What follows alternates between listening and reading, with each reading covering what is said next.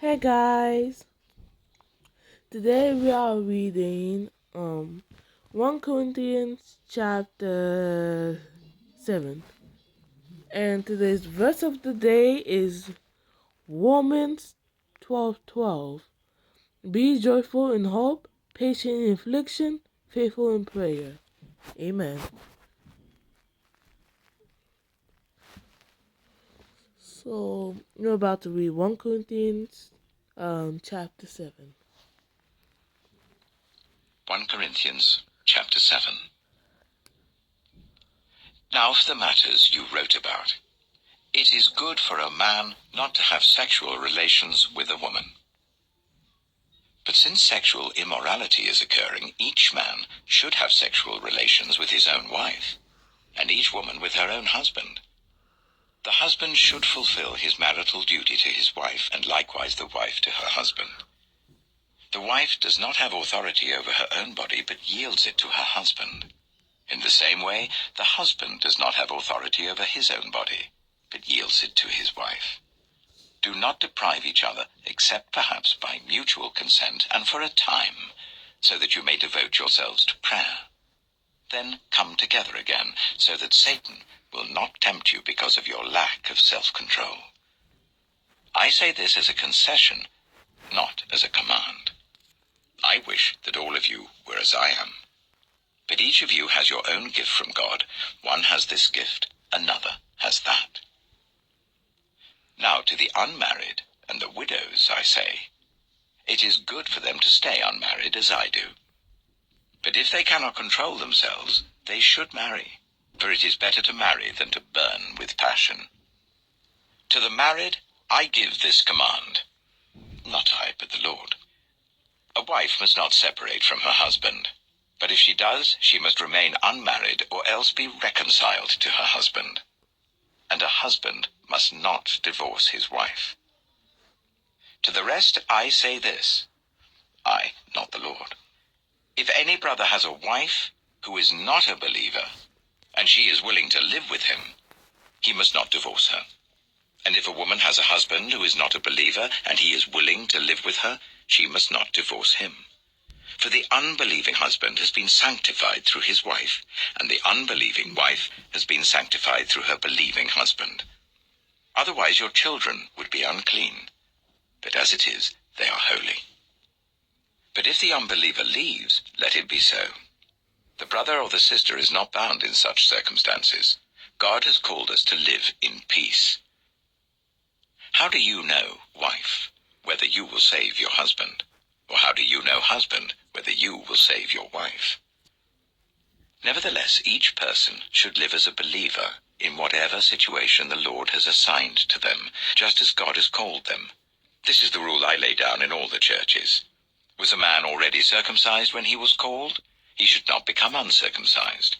Was a man uncircumcised when he was called? He should not be circumcised. Circumcision is nothing, and uncircumcision is nothing. Keeping God's commands is what counts. Each person should remain in the situation they were in when God called them. Were you a slave when you were called? Don't let it trouble you, although if you can gain your freedom, do so. For the one who was a slave when called to faith in the Lord is the Lord's freed person. Similarly, the one who was free when called is Christ's slave. You were bought at a price. Do not become slaves of human beings.